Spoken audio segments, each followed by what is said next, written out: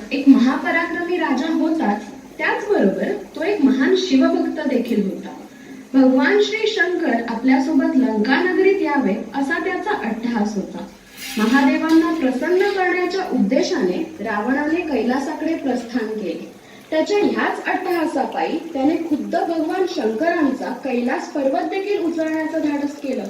परंतु त्याचा हा प्रयत्न अयशस्वी ठरताच रावणाला जाणीव झाली की शक्ती प्रदर्शन न करता भक्तीचा मार्ग स्वीकारावा. रावण शंकर भक्तीत लीन झाला. दिवस रात्र सगळं विसरून रावण शंकराची अविरत तपश्चर्या करत राहिला. रावणाच्या ह्या अविरत तपश्चर्येने भगवान शंकर त्याच्यावर प्रसन्न झाले आणि त्याची इच्छा ऐकून घेतली. परंतु त्याची ही इच्छा पूर्ण करणे असंभव होते. म्हणूनच भगवान शंकरांनी आपले आत्मलिंग रावणाच्या स्वाधीन केले. परंतु लंकेला पोहोचेपर्यंत ह्या आत्मलिंगाला जमिनीचा स्पर्श न करण्याची अट रावणाला घातली.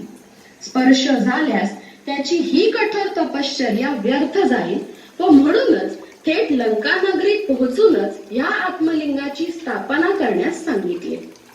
भगवान शंकरांचा आशीर्वाद घेत आत्मलिंगासोबत रावण लंकेकडे निघाला. हे सगळं पाहताच देवलोकात खळबळ माजली.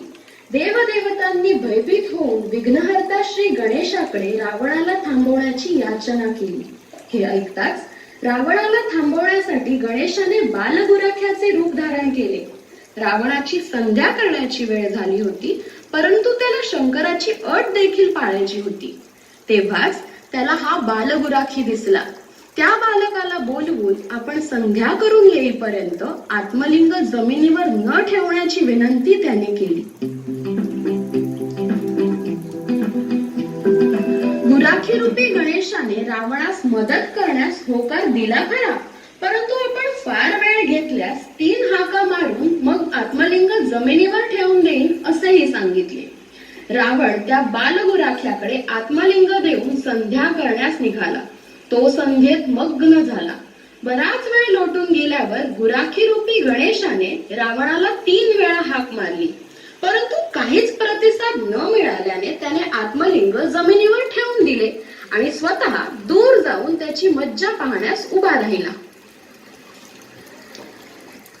रावण संध्या करून आल्यावर त्याला आत्मलिंग जमिनीवर दिसले आणि तो प्रचंड धास्तावला.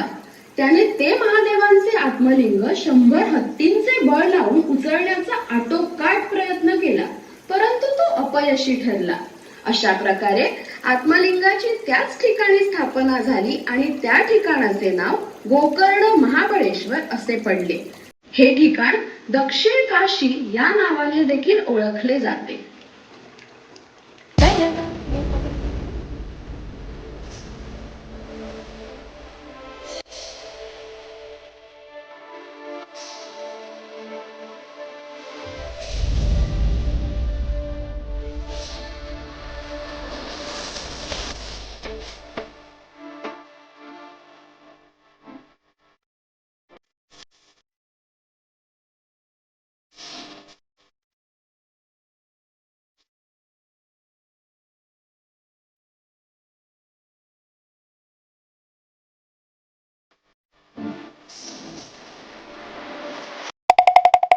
चतुराय बालप्राणाय गानान्तरात्मने